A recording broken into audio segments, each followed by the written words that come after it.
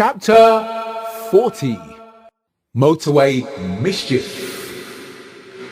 And folks, you better get yourself some oven gloves because We've got a hot one for you. I believe this was our third or fourth visit to the Pink Coconut. And in that time, Danny had met a nice young lady by the name of Elaine. They had made plans to meet each other that night, and Danny was more than happy to spend time with her. Incidentally, I bumped into Martine again. Now, we had an unspoken arrangement. Now, the arrangement was that we were free agents, but the door was very much open for us to hook up with each other. It was around about an hour or so into the night when me and my younger brother were talking to a group of women. My younger brother was focused on the black woman while my focus was on the busty brunette. The conversation was flowing. The signals was very positive. Success was on the horizon. And I knew it was just a matter of time before I had the busty brunette in my arms. But then something I so did not see coming happened. While I was chatting to the busty brunette, I saw Martine at the corner of my eye, and I sort of looked over at her, and she discreetly signalled to me to come over to her. So I said to the busty brunette, "Hey, I'll be back in a minute." Then Martine asked me a question that I thought was kind of odd. She asked me what was my plans for the end of the night. I thought, what? I said, well, the only plans I've got is going back to London. I mean, we all came up in one car. We wasn't booked in a hotel. And as for going back to Martine's place, she lived with her parents. And not only that, she lived a good 15-20 miles in the opposite direction to London. Then she made a suggestion that seemed even more bizarre. She said, well, how about I come back to London with you and spend the night with you? So my response was, well, how is that going to work? Because one, we all came up in one car. Two, there isn't any room for anyone else. And three, the boys ain't going to want to go back just yet. And this is where her response greatly tipped the scales. She said, we'll use my car. When she said that, metaphorically, time stood still.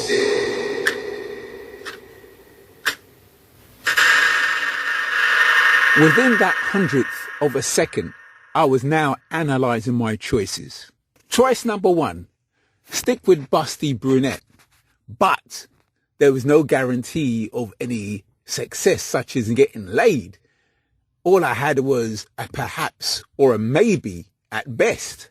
Choice number two, go with classic blondie Martine. Guaranteed sex, guaranteed action. So of course, being a red-blooded male, I went with the highest bidder.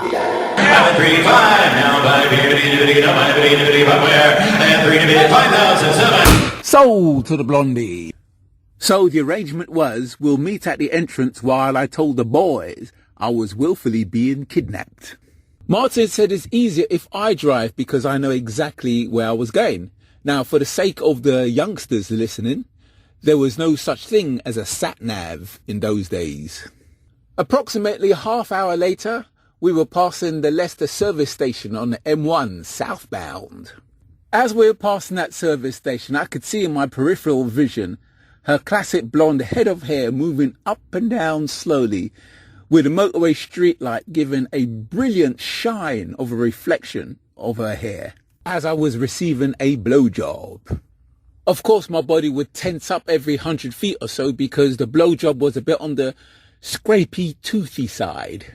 Anyway, to cut a long story short, we arrived back in Hanwell, West London, where we were sexually beating each other's brains out. Once again, I was enjoying the pleasure of her magic vagina that felt so good, even with a condom on.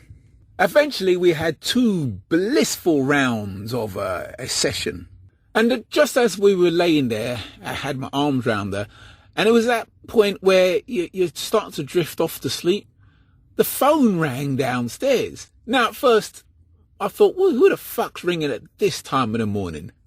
Because by now, it's like just gone 4 in the morning. I thought, who would be ringing up at this time?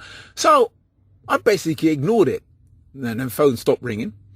So I'm looking to doze off again, and the phone rang again. And I thought, you know what? It might be an emergency. Maybe someone's trying to get hold of my flatmate. Maybe somebody's died. So I thought, you know what? You better get up and answer that phone. Now, I need to point out a few things. Now, the opening times of the Pink Coconut was 9 p.m. to 2 a.m. Also on that night, the temperature was extremely cold. It was one of those icy, cold, clear sky nights. Right, so I'm downstairs. I pick up the phone. I say, hello. I hear my brother's voice saying, Ron, guess where we still are? And I said to him, well, you're not still up in Derby, are you? He said, yeah, we can't find Danny. Danny's disappeared. Now, I gave Daniel the keys to the car when I left with Martine. Bearing in mind, it's around, 4:15, 4:30 in the morning. I said to Ian, what you lot been outside all this time?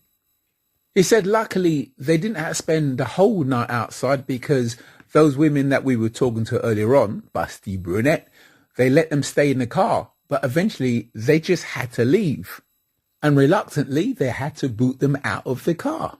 Now, I believe the time period between them leaving Busty Brunette's car to the phone call was around 40 minutes or so. Now, 40 minutes is a hell of a long time to be standing around in -0 temperatures. Around the back end of 1994, I believe that night was a November night, the general public's access to mobile phones was only just starting to take off, because before then, it was only for the likes of high-flying businessmen. And it was my housemate Nathan, his friend Junior. He was the only one I knew at the time that had a mobile phone. So the plan was to call him up just in case him and Nathan were still local to the Pink Coconuts, so they could turn around and at least pick some of them up and bring them back to London. Now, Martin figured out there was something wrong, so I told her what happened. And then she suggested, oh, let's just go back up there and get them. And I said, whoa, hold on a minute. I said to Martin, listen, the first thing I need to do, I need to get hold of Junior.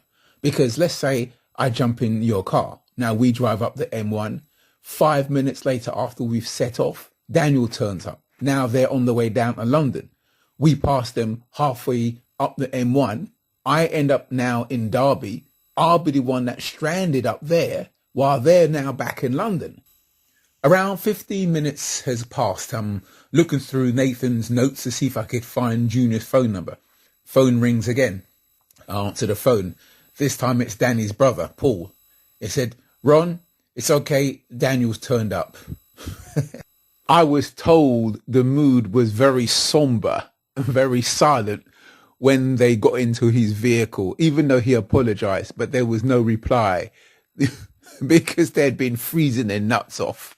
And I believe when he was dropping off one of the lads, Dell, as he was getting out of the car, he looked at Daniel and said, I got enough things to tell you, but I'll tell you them later. Now, according to Danny's account, he said the plan was simply to drop her home and just spend a little time with her, probably about 20 minutes or half an hour. But he said one thing led to another. They were both naked, and he said before he knew it, her fanny was all in his face, and and he got totally carried away. And then he said, while they were just lying there together, she said to him, so what about your friends?